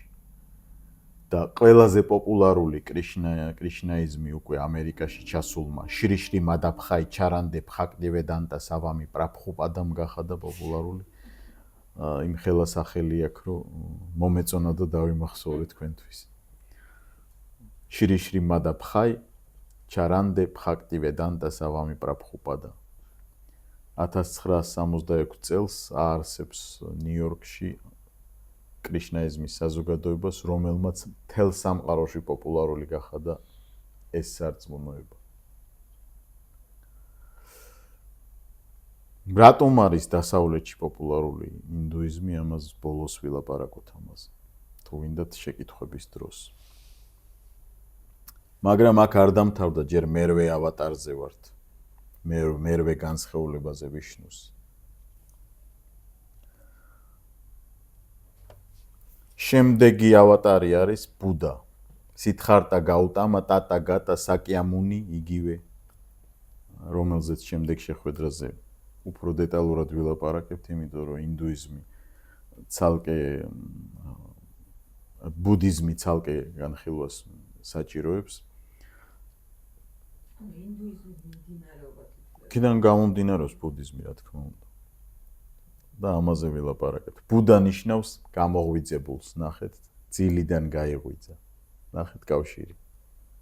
რა ძილიდან გაიღვიძა?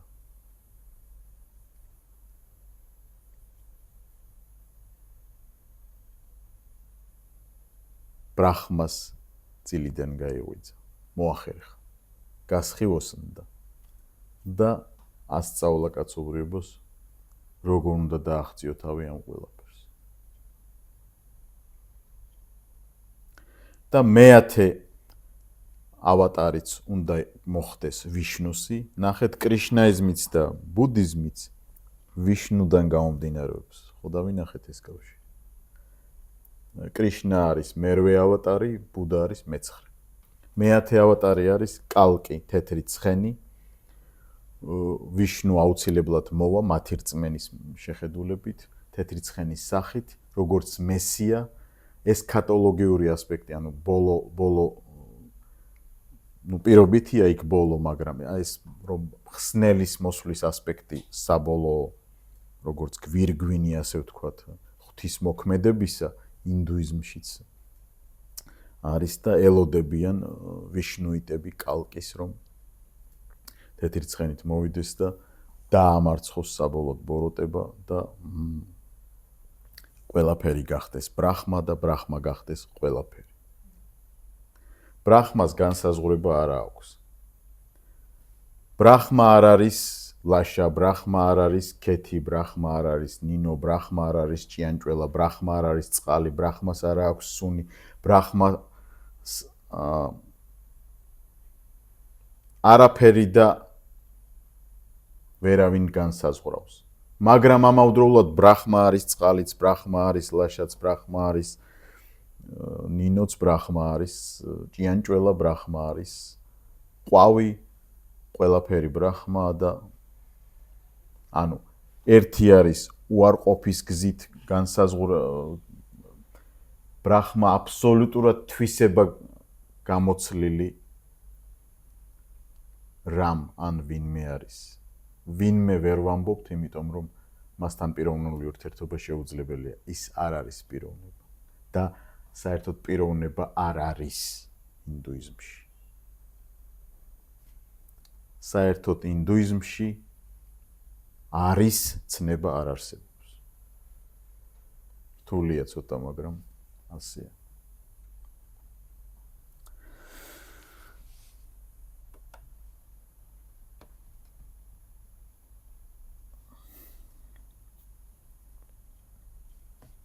ხალის შექმნილი რელიგია ჩანს. რატო მაია დააკავშირე ქალთან და მაია ცოტა ვედებზე მინდა ვისაუბრო, ანუ მათ წმინდა წერილზე და მე ვფიქრობ, რომ შეკითხვებზე უნდა გადავიდეთ.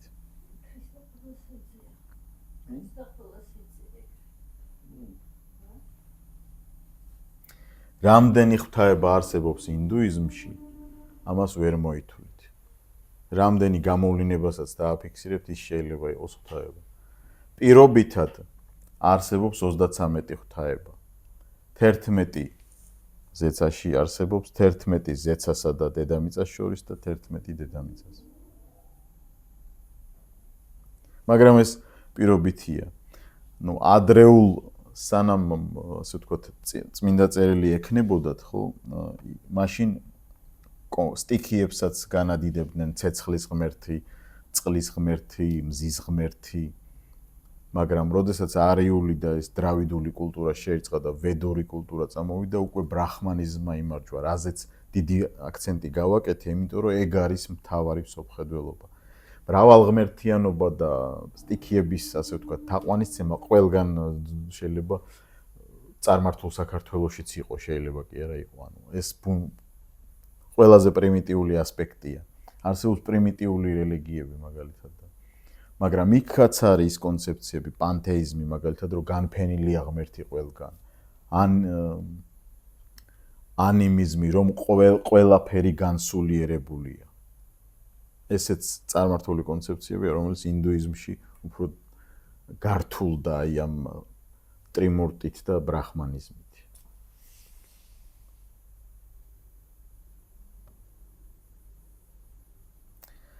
ვედები, ანუ ეს არის უმაღლესი მწვერვალი მათი საღვთო ლიტერატურისა. იქ კიდევ მეორე ხარისხოვანი და არაკანონიკური ლიტერატურაც არსებობს, მაგრამ ეს არის ბირთვი, ასე ვთქვათ. ვედა თვითონ ნიშნავს, როგორც უკვე ვთქვი, აღმატებულ ცოდნას. ცოდნას, რომლის მეშვეობითაც შეძლებ დააღწიო თავი აი ამ წრეს. არის რიგვედა. რიგვედაში ღმერთები სიხარულითა და ბედნიერებით აჯილდოებენ ადამიანებს. იქ არის ისეთი ისტორიები, გამომხნევებელი ჰიმნები, ღმერთის განდიდება, სადაც ადამიანი ამით, როგორც ფსალმუნები, ასე ვთქვათ, რომ უხეშად რო შევადაროთ, გამომხნევებელი საღვთო ტექსტები. სამავე და გალობა, სიმღერა, საგალობლების კრებული, განკუთვნილი მსხვერპლშეწირვის აღსრულების ჟამისთვის. აი ცოტა მსხვერპლ შეწირვაზე მინდა ვილაპარაკო. მსხვერპლ შეწირვაში აუცილებლად არსებობს ძირითადად სისხლიანი მსხვერპლ შეწირვა ვედურ კულტურაში უკვე არ იყო, უფრო ადრეულ დრავიდებში და აი როდესაც სტიქიები იყო განხთობილი, იქ ხდებოდა ადამიანების შეწირვაც კი, მაგრამ ვედურ კულტურაში უკვე აქ არა, აქ სცენარეებს და სხვადასხვა ხილს მოიტანდნენ, ოღონდ რიტუალები უნდა აღსრულებულიყო და ეხლა რა იყო ამ რიტუალებში რა არის? ის ვინც აღასრულებს რიტუალს, ანუ ბრაჰმანი, ის ვისთვისაც აღესრულება რიტუალი, ანუ კონკრეტული პიროვნება და რიტუალის მთავარი შემადგენელი ნაწილი ინდუიზმში არის ცნება ტიაგა. ტიაგა ნიშნავს, რომ არანაირი ბენეფიტური დამოკიდებულება არ უნდა კონდეს მსხვერპლ შეწირვისთვის. გამორჩენითი მისვლა. ნახეთ, როგორი საინტერესო პრინციპია. მსხვერპლ შეწირვა არ უნდა, მთელი რიტუალიზმი არ უნდა მოხდეს გამორჩენის მიზნით.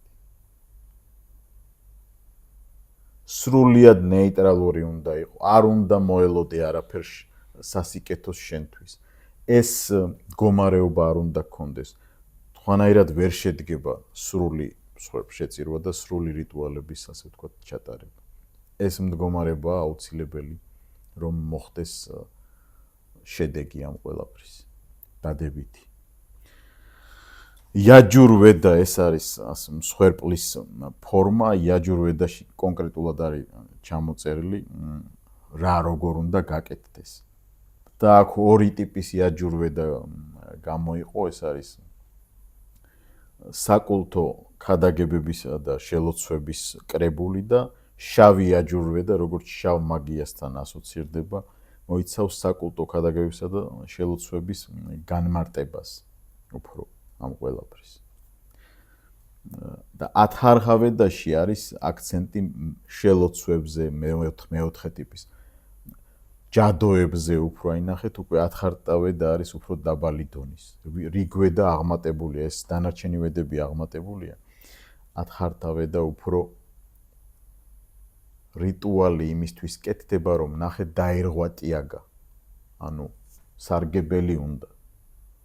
თუნდაც სხვისთვის ცუდის გაკეთებით და აქედან გაჩნდნენ კეთილსინდისიერი ბრაჰმანები, ვინც სასიკეთო საქმისთვის აღასრულებენ რიტუალებს და ისეთი ბრაჰმანებიც, რომლებიც მაგიას მიმართავენ და კორუმპირებულები არიან, რომ აამონ კონკრეტულ პიროვნებებს და აღასრულონ მათთვის რიტუალები.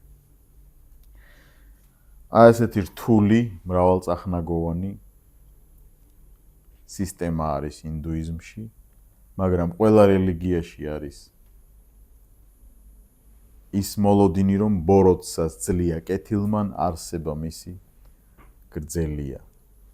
ეს არის აბრაამეულ რელიგიაში, არის ინდუიზმშიც და ყველა რელიგიაში. ამიტომ მიუხედავად ამ სირთულისა, მათაც აქვთ მოლოდინი, რომ ოდესღაც შეძლებენ თავი დააღწიონ სანსარას სპირალს, განთავისუფლდნენ, ანუ მოქშა მოხდეს და ნირვანაში დამკვიდრდნენ და ისინი უკვე გახდებიან ბრაჰმა და ბრაჰმა იქნება ის და ვეღარ გაარჩევ სად არის ბრაჰმა და სად არის ვინმე ან რაიმე, ვინაიდან ყოველივე ეს ილუზია, სიზმარია და ეს სიზმარი გრძელდება. აქ დავამთავრებ და შეკითხვებს დაველოდებ. საბჭოებას არ გაშირდება, მაგრამ თქვათ ჭამენ იქ რა ქათამს იმას ამას რო კლავს, მაგ შემთხვევაში არ არის ეს რაღაც ციკლი დარღვევა, თქვათ ხომერე თვითონ ქათამად არ მოვა უეჭველი როცა ჭამს ქათამს ან სცენარებს. აი ახლა შეხედეთ, აი ესეთმა დამოკიდებულებამ ორი ტიპის ცხოვრების წესი წარმოშვა ინდუიზმში. ერთი აბსოლუტურ ასკეტიზმში მიდის და როგორც ჯაიანიზმია მაგალითად. ჯაიანიზმი ესეც ბუდიზმამდე 32 წლით ადრე გაჩნდა ჯაიანიზმი. სადაც ცოცხალი არსების ჭამა საერთოდ აკრძალულია, ნახე. იმ დონეზე რომ არსებობენ სამი ტიპის ჯაინები, დგამბარები, ეს არის საერთოდ შიშველი დადიან, აბსოლუტურად შიშველი, ქალიც და კაციც, რომ არაფერი არ მოიხმარონ სამყაროდან. და ჭამისას წყალსაც კი წურავენ მარლაში, რომ ცოცხალი არსება მაქსიმალურად არ შეჭამო. იმ ბოსტნეულს და ხილს ჭამენ, მაგრამ იმასაც კი ნანობენ, რომ აი ცოცხალ არსებად მიაჩნიათ. ყველაფერი ხო ბრახმაა და ბრახმა ყველაფერია, ნახეთ კავშირი. მეორე ტიპის ჯაიანისტები არიან კარგი შეკითხვა იყო და გავშლიბარი მამას. შვეტამბარები, ისინი თეთრ ტანსაცმელს იცმევენ, ისინიც ასევე ასკეტურად იკვებებიან, ცხოველურს არაფერს არ ჭამენ. ბუდისტებიც და კრიშნაიტებიც ვეგეტარიანელები არიან. ძირითადად ცდილობენ ვეგეტარიანელები იყვნენ ინდუისტები. ნუ ვინც რამე რელიგიას მიყვება, მაგრამ ისეთებიც არის, რომ ჩვეულებრივ სეკულარულად ცხოვრობს. და მესამე ტიპის ჯაიანისტები არიან სტანაკავასი ესე ქვია, უფრო რეფორმატორები იყვნენ და კერპთაყვანისმცემლობას ებრძოდნენ შიგნით. ინდუისტები დღესაც არიან ჯაიანისტები ინდოეთში და ასე ვთქვათ ძალიან დიდ აღფრთოვანებას იწვევენ საზოგადოებაში, იმიტომ რომ უმაღლესი რამ ჯაიანიზმში თვითკვლელობა არ არის მიღებული, მაგრამ თუ შიმშილისგან მოკვდება ასკეზის გზაზე ჯაიანიზმი მდევარი, ეს მისცემს მას განთავისუფლებას, მოქშას. ნახეთ? და მეორე ტიპის უკიდურესობა რა წარმოიშვა. თუ ეს ყველაფერი ილუზია, თუ ეს ყველაფერი რეალურად არ არსებობს, რა მნიშვნელობა აქვს მორალს? მიიღეს სრული სიამოვნება, ჭამე ყველაფერი და ყოველივე. ნახეთ სხვა უკიდურესობა.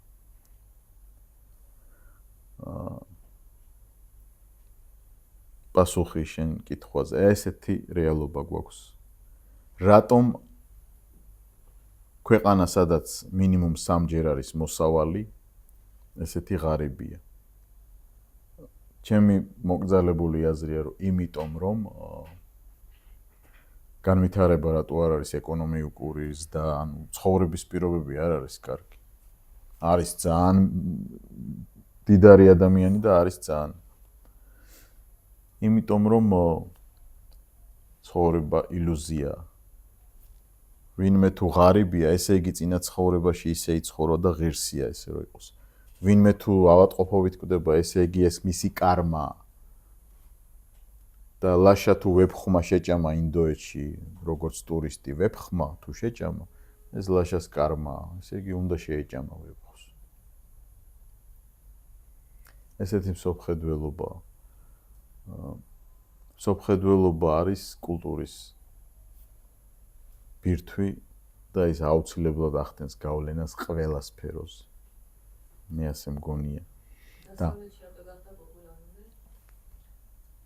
ეს შემდეგი შეკითხვა იქნება უკვე.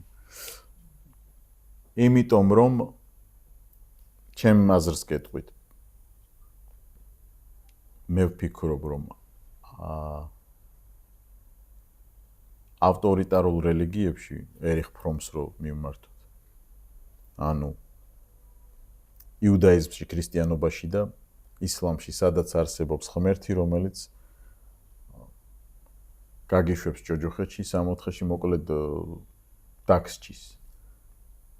პიროვნული ღმერთი არსებობს ავტორიტარულ რელიგიებში. ინდუიზმში პიროვნული ღმერთი არ არსებობს, არავინ არ გსჭის. ამიტომ ეს როგორც მინიმუმ ფსიქოლოგიურ წნეხს გაშორებს, რომ შენ არავინ არ დაგსჭის. ღმერთი არ დაგსჭის. მე მგონია რომ ერთ-ერთი მიზეზი, რელიგიური მიზეზი ეს უნდა იყოს. ფსიქოლოგიური მიზეზი სინამდვილეში არის ისეთი ტექნიკები იოგაში, ფიზიოლოგიურად ის ვარჯიშები დადებით სახდენს ადამიანზე. მე არ გულისხმობ სულიერ მხარეს. თვითონ სუფთა სპორტულად რომ მიუდგე, ის სუნთქვის სისტემა საკუთარი თავის ორგანიზებაში იოგას სისტემა ეხმარება ადამიანს.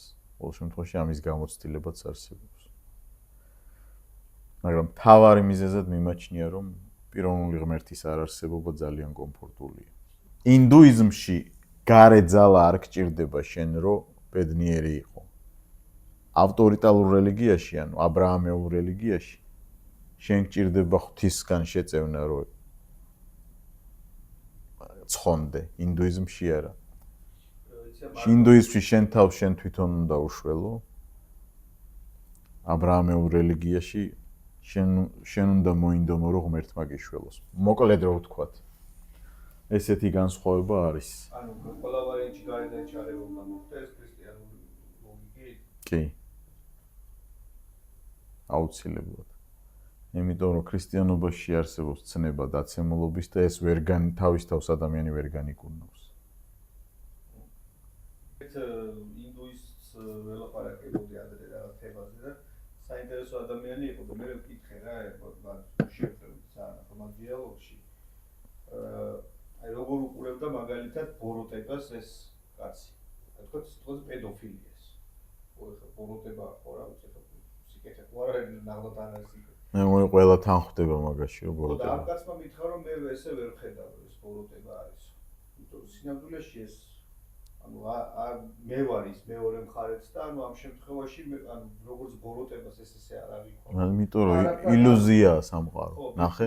ეხა ეს ხო რაღაც ამბავში ხო ჩიხი ეხა თუ ილუზიაა თუ სიზმარია თუ გავუის არის რაღაც ამბავი არის მაშინ რა ვიცი ხა მუდმივ ძილში უნდა იტრიალობაში ხო? მაშინ აზრს კარგავს უბრალოდ შენი მოქმედება აზრს კარგავს. ის აი რასაც ნინო ამბობდა შენი პირადი ესე ვთქვათ ნაბიჯების გადადგმაც აზრს კარგავს. თუ მაინც სიზმარში უნდა იყო, ეხლა კოგო იქნები თუ ისე რა ქვია ეს ბურამი რა აზრი აქვს მაშინ. აზრი ის აქვს თუ შეერწყა ბრაჰმანს და აღარ დაიტანჯოს ანსარაში. მაინც სიზმარი არ არის სასარა. ხო, შეკრული წრეა, წრიულია. ინდუისტური აზროვნება არის წრიული. ანუ ყველაზე პრობლემური ჩემთვის არის ეგოს ანუ აი მეს გამორიცხვა, იმიტომ რომ ყველაზე მნიშვნელოვანი ჩვენ შემთხვევაში აი ამ ინდივიდუალისტური მიდგომის თვალსაზრისით არის სწორედ ის, რომ მე ვარ ერთადერთი ის, ვინც ვარ. და უნიკალური არის ჩემი არსებობა. და ჩემი არსებობა განსაზღვრავს ღმერთთან ურთიერთობასაც ბევრი თვალსაზრისით რა. აი დასავლურ ცივილიზაციაში კერძოდ ქრისტიანობაში ეს მეს არსებობა არის მე მგონი ის გასაღები რა ბევრი თვალსაზრისით.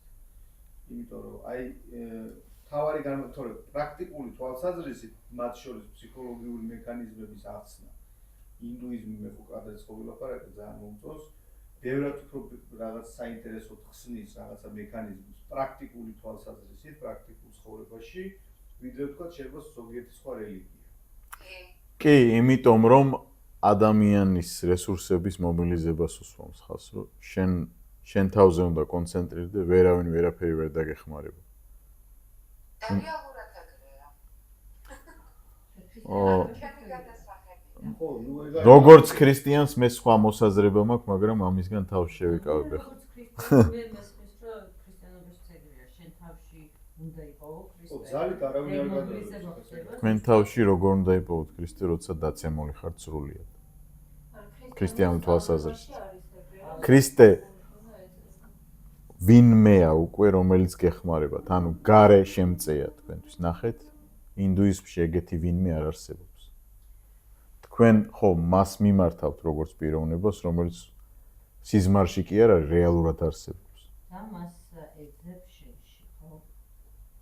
ანუ მიმართავ და კონცენტრაციას აკეთებ შენში, ხო? მე ვარ გზა, ჭეშმარიტება და სიცოცხლე. მამასთან ვერავინ მივა თუ არა ჩემით. კი ბატონო, სად ეძებ მას? სად გარეთ ხო არ მოწყობ?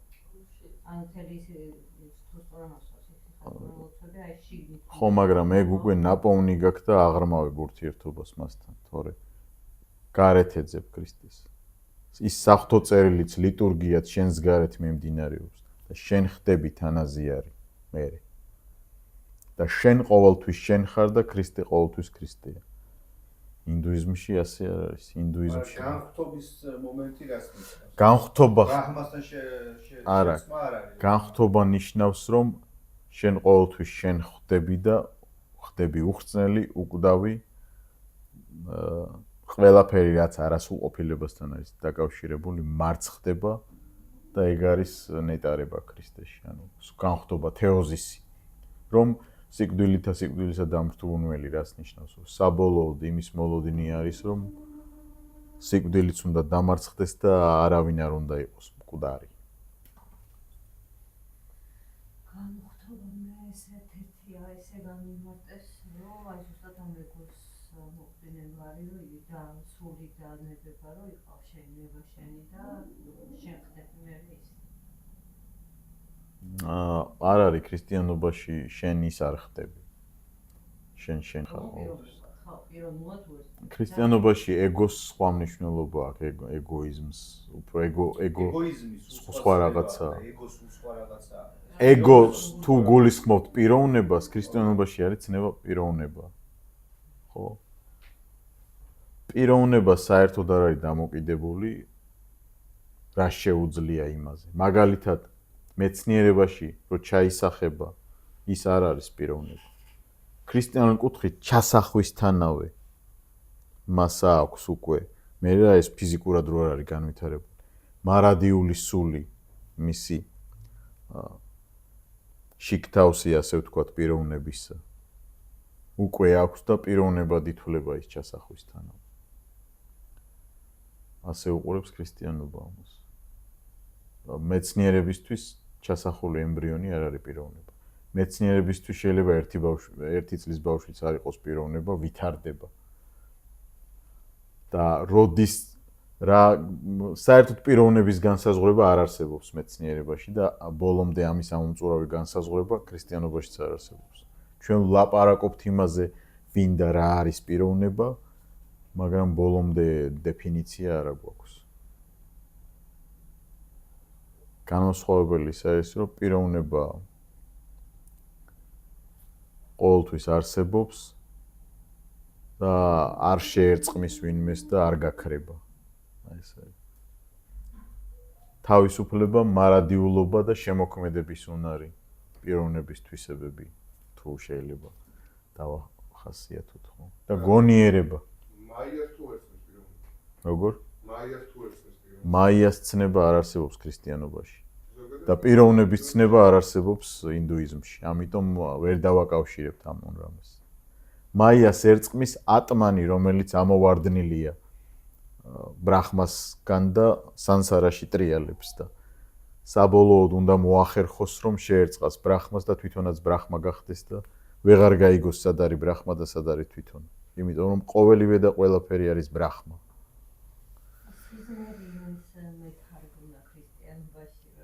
ჩვენ ხო ძინავს, ანუ უყურებს და ვერ ხედავს და როგორც ის არანუ გამოსაფხიზლებები ვართ. ანუ ეს რაღაცა სიზმარი ამათ აღვიქვი გარუტანილი ქრისტიანობაში. ნუ შეიძლება ილუსტრაციულად დავაკავშიროთ, მაგრამ სოფხედველურობად ესენი კარდინალურად სხვადასხვა სოფხედველობა, აბსოლუტურად სხვადასხვა სოფხედველობა. თქვენ როგორც ქრისტიანს ხო გაქვთ იმის გააზრება, რომ პასუხისგებელი ხართ ღმერთის წინაშე, ანუ ვინმეს წინაშე. გაქვთ ეს ცნობიერება? ღმერთი ხო ვინმეა თქვენთვის? ნუ რეალურად ვინც აჯილდოებს ადამიანს მიერდით და შესაბამისად თავისუფლებით, ეს არის პასუხისმგებლობა ვალდებულებს მათში. ეს ყველა ცნებები არის ქრისტიანული, რაც თქვენ თქვით. ვინმეს რო ამბობთ, რაღაცა ერთად წარმოსდა, ესე თვითონ ვინმე როცა ვამბობთ, რომ ყველაზე მთავარი საერთო ასპექტი საღვთო პიროვნების ადამიანის არის ურთიერთობის უნარი. სადაც არ ერთი მეორეში არ იკარგება. აი სამება ავიღოთ. მარადიული ჰარმონიული ურთიერთობაა მამას, ღვთისძესა და სულიწმინდას შორის. არ ხდება მათი აღრევა ისე რომ ისინი ვერ გაარკვიო სად არის მამა, სად არის ძე, სად არის სულიწმინდა. ბუნება ერთი აქვთ, პიროვნება სამი აქვთ. ესეთი მოცემულობა, ესეთი ტრიადა არის ქრისტიანობაში. და ტრიმურტივით კი არ არის მაგალითად ვიშნა შივა დამანგრეველია, ვიშნუ აღმშენებელი და ბრაჰმა მქმნელი არა. აქ სამივე ჰარმონიულია. სულ სხვა პიროვნების ცნება ზუსტად აქედან წამოვიდა ქრისტიანობაში, რომ იქ არსებობს იდილია ურთიერთობისა, რომელიც უნდა ისწავლოს ადამიანმა ღმერთთან მიმართებაში და მოყვასთან მიმართებაში. კონფლიქტი სამებაში არ არსებობს, შური არ არსებობს. ეგალიტარული არსებაა სამება, ანუ ერთი მეორეზე არ აღზევდება არასდროს. ნახე, ყველაფერი იქიდან გაუმდინარეა ქრისტიანობაში. აი, თუ ქრისტიანობაზე ვლაპარაკობთ, ჩვენთვის მისაბაძი არის წმინდა სამება და წმინდა სამებაზე გამოცხადებას როგორ ღებულობ როგორც ქრისტიანი. ქრისტე როგორიც იყო, რა ხასიათებიც ჰქონდა. ღვთისძე მამა კი არ არის? არა. ისინი განსხვავდებიან ჰიპოსტასურად, პიროვნულად. ბუნებით ერთი არიან, მაგრამ ყველაფერი, რაც წმინდა სამებას თვისებები აქვს, განკაცებულმა ქრისტემ წარმოაჩინა და მას შევხედავთ. ეს არის ქრისტიანული შეხედულება.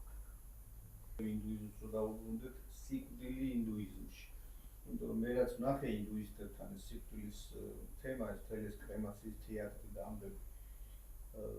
აბსოლუტურად სხვანაირი დამოკიდებულება, ცოტა შემაძრულებელიც არ, მაგრამ რაღაც მომენტში მე იმეშვება. რაღაცა ტიპის შინაგან თავისუფლება ხო გაქვს ნანახი შენს რა. აი როგორ იმეშვებია, როგორ დამოკიდებულება აქვს სიკვდილთან. ნახეთ ის რატო წვავენ აგნი სანამ ვედური რელიგია შემოვიდოდა, აგნი იყო ცეცხლის ღვთაება. და ესეც ეგ ზოროასტრიული გავლენა არის ამბობენ. ზოროასტრიზმი მე-7 საუკუნეში წარმოიშვა, პირიქით ინდუიზმიდან წარმოიშვა ზოროასტრიზმი, ჩემი აზრით. იმიტომ რომ ინდუიზმში არის ცეცხლის თაყვანისცემის ასპექტით, იმიტომ რომ აგნი არის ზუსტად ცეცხლის პერსონიფიცირებული ღვთაება ინდუიზმში, მათ პანთეონში. ამიტომ ცეცხლში რო წვავენ, ეს ფაქტიურად მის სხეულს ამ ცეცხლის, ასე ვთქვათ, ნაწილად ხდიან, აი ამ მთლიანობ წრიულობის გაგებას ისე უბრუნდებით, რომ ყოველივე უნდა დაბრუნდეს ღვთაებაში. აი ესეთი რთული სისტემაა იქ ფილოსოფიური რელიგიური, რომელიც ერთად არის, ხო? ამიტომ ყველაფერი მიმართულია იქითკენ, რომ როგორმე ამოძვრე ამ სამსარიდან. განთავისუფლდე და ნირვანაში მოხვდე ბოლოს. როდის მოხდება ეს? არავინ იცის. ინდუიზმში ძალიან მაგარი პრინციპი ვთქვი, ტიაგა თუ მიაქციეთ. ქრისტიანობაშიც არის ეს, რომ შენ გამორჩენით კი არ უნდა მიხვიდე, ლოცულობ იმიტომ კი არა, რომ მარტო კეთილდღეობა გქონდეს, არამედ შენი შემოქმედთან ურთიერთობა უნდა გიხაროდეს, ხო? ბრაჰმაზე ესეთი თხრობა არსებობს, რომ ოქროს კვერცხიდან გამოვიდა და ერთი ნაჭუჭით შექმნა, ერთი ნაჭუჭით მიცა, მაგრამ ეს კვერცხი საიდან მოვიდა, კაცმა არის. ისე ვინწრეზე. ანუ იდეაში ადამიანის გამოუძება კი არ არის პრობლემა, თავარი ბრაჰმა უნდა გაიღვიძოს რა. დიახ, მაგრამ სანამ ბრაჰმა გაიღვიძებს შენ აქ ტრიალებს სანსარაში და უნდა შეუერთდე. იქ რომ მე დაიგ შენ ეგ არის იდეაში ეგ არის პრობლემა, რომ საბოლოო ჯამში შენ ხო არ არსებობ და ჩემთვის მეთქი, ანუ ძალიან საინტერესო რელიგია ერთადერთი ჩემი გონება ვერ იღებს, იმიტომ რომ მე ძალიან ინდივიდუალისტი ტიპი ვარ და ჩემთვის მეს მნიშვნელობა აქვს უდიდესი. ფსიქოლოგიური კუთხე. ანუ ხო, ანუ ის არის, რაზეც მე დაშენებული ვარ, ასე ვთქვათ რა. და ამის გამოცლა ეს ეგოცენტრიზმის დაძლევა სხვა თემაა, მაგრამ ეგოს გაუფასურება, ანუ ქრისტიანობაშიც ეგოს ძალიან დიდი მნიშვნელობა აქვს, იმიტომ რომ ბოლო-ბოლო მთელი ეს რელიგია დაფუძნებულია ორ სიტყვაზე, მე ვარ. ანუ პირველი იეჰოვაც ამბობს რომ მე ვარ და ქრისტეც ამბობს გეციმანის ბაღში რომ მე ვარ. ანუ მე არ ვარსებობ ამას არ ამბობს და ამას ვერ ვიგებ ერთადერთი თემა არის ეს.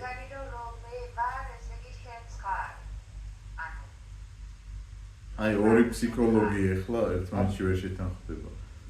აი თქვენ როგორ ხსნით მაგალითად იმას, რასაც გურამი ამბობს, ორივე პროფესიით ფსიქოლოგი ხართ, ხო? აი თქვენ უფრო მეტი ასპექტი ასე ვთქვათ, საინტერესო სასარგებლო მოიძიეთ ინდუიზმში, მაგრამ პიროვნების ცნება როგორც ფსიქოლოგისთვის თქვენთვის რა არის?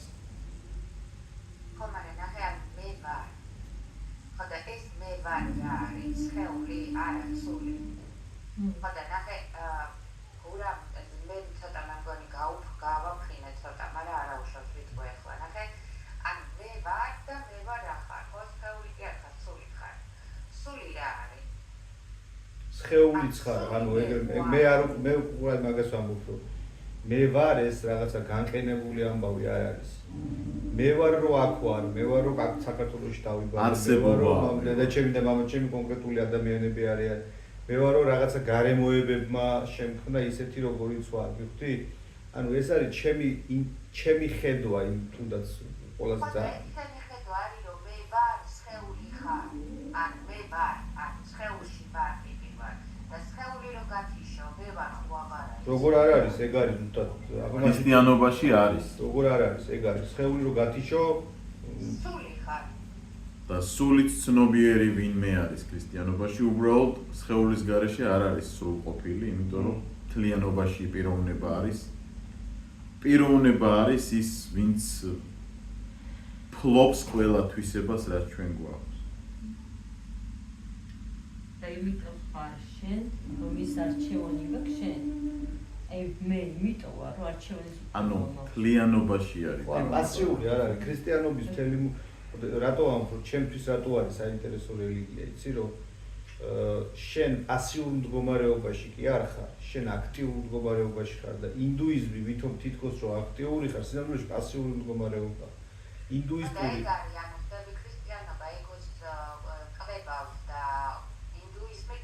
ეგოს არა, ქრისტიანობა არ ცნობს ეგოს ცნებას, პიროვნების ცნებას ცნობს მხოლოდ. ქრისტიანობა არ არის ანთროპოცენტრული რელიგია. ქრისტიანობა თეოცენტრულია. ნუ როგორიც ოფიციალურ სკოლებში მე ფოლკლორულ ქრისტიანობას არ ვეხები, ვინ როგორ აღიქვამს. ინდუიზმი ქმნილებაცენტრულია, იმიტომ რომ მე განსხვავება არ არსებობს ქმნილებასა და შემოქმედს შორის. ქრისტიანობაში აუცილებლად არსებობს განსხვავება შემოქმედსა და ქმნილებასა. ხო და ეგ არის მწერალი, აი ეხლა რომ შეხედო, იგი ამ ლოგიკას რომ გავყვეთ, პროტაგონისტი შენ ხარ, არსებობს მწერალი, რომელიც რაღაც თქვა შენ ქმნის შექმნის პროცესია, მაგრამ იდეაში საბოლოო ჯამში ხო შენ დამოუკიდებლად არსებობ მაინც. ანუ მე რო თქვა პირობითად ვარ სერვანტესი და რო შევქმენი დონ კიხოტი. დონ კიხოტი უკვე თვითონ არის ის, ვინც არის სერვანტეს მასზე ზეგავლენა აღარ აქვს, ვიხდი?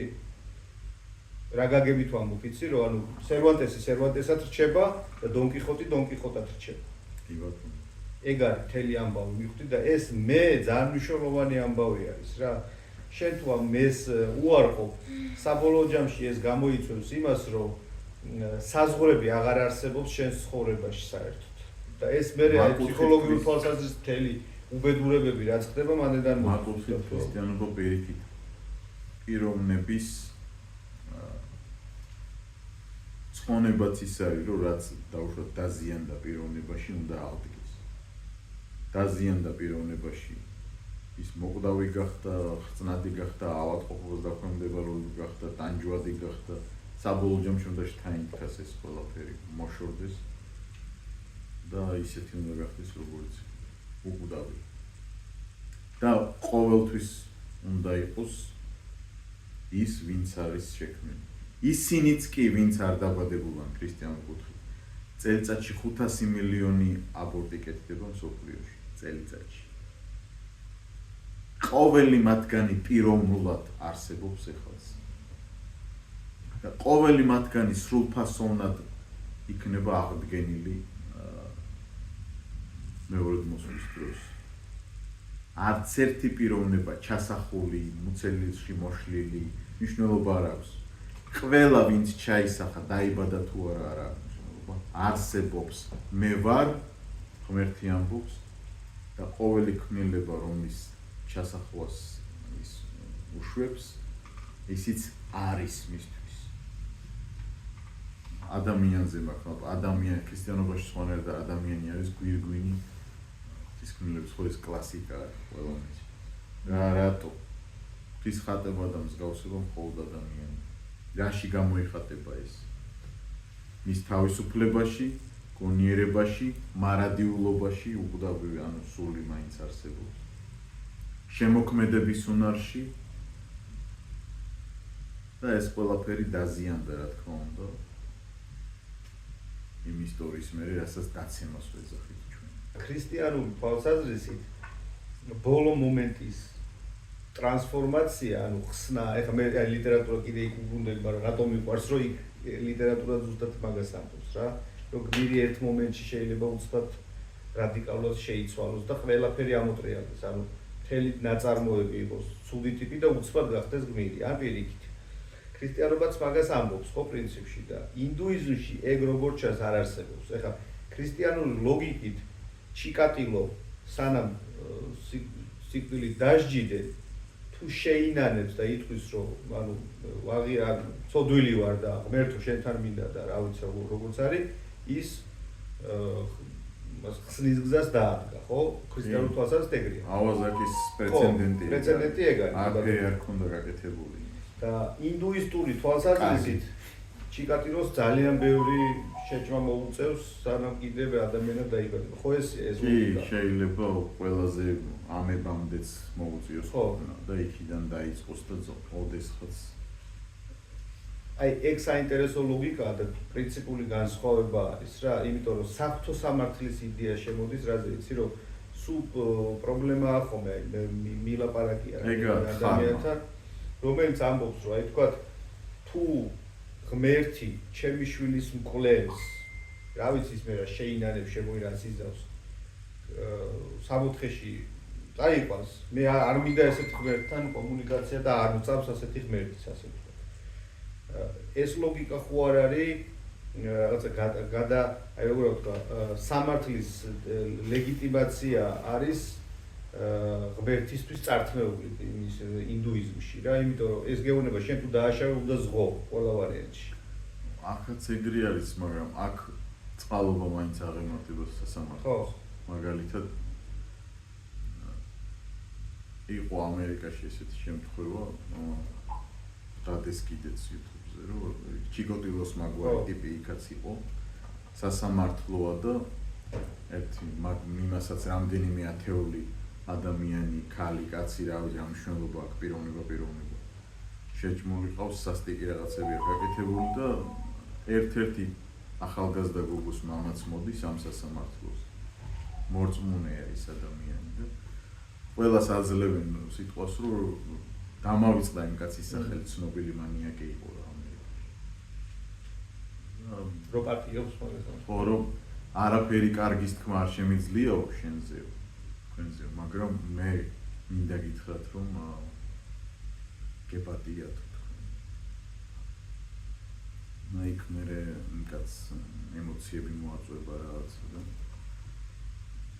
ქრისტიანობა იტოვებს იმეც რომ ჩიკოტილად შეიძლება განიხილოს. ჩვენ პიროვნულად თუ ჩვენი ახლობელი მისი მსხვერპლი იქნება არ გაგვემეტება ჩიკოტილას აცხონებლად. მაგრამ ღმერთში ეს არის. ჩვენი პრობლემაა თუ არ გაგვემეტება. კი, როგორც წესი ვერ ვიმეტებთ ხოლმე. ადვილია როცა სხვისი შვილია შეჭმული და გაუპატიურებული თქვა რომ ეს როგორ არ იმეტებთ, შენსაც ღმერთმა დაგვიფაროს და ეგ სხვა რაღაცა. ეგ შენი ზუსტად ის გოგო. ახლა ის ხო, აი უკვე სხვა საკითხია, მაგრამ აი ეს ქრისტიანობაში დამსახურებული ცხონება არ არსებობს. კი თუ შენ შეგნებულად ცუდს უკეთებ ადამიანს და არ ინანებ ამას იწონებ,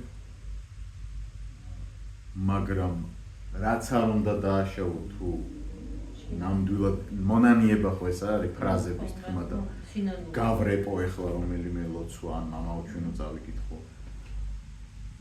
არა, მდგომარეობა ხო ეხლა იმ ავაზაკმა რამე ლოცვა წაიკითხა, აი წესიერადაც როცა მეორე მოხვალო, მაშინ გამიხსენიო რაღაცებს ეუბნება. დღესვე იქნები. მდგომარეობა. აი ამიტომ ქრისტიანული კუთხით აი ეგ არის ესე იგი ის თავარი განმასხვავებელი. ღმერთი გარედან რო დასასჯელ ადამიანის პიროვნებებს კი არ ეძებს ქრისტიანობაში რა არის თავარი დაკარგული უძღების შვილიც რო ბრუნდება იმასაც აღადგენს სრულიად ხო არა, იქაც არის დატოვებული შანსი, იმიტომ რომ არ არის ჩაკეტილი, შეიძლებაო რაღაც ჭიანჭველიდან გახვიდე. ანუ იმში შანსი რომ შენ თუ ისე იქ აბსოლუტურად დამსახურებით ხდება ეს დამსახურება.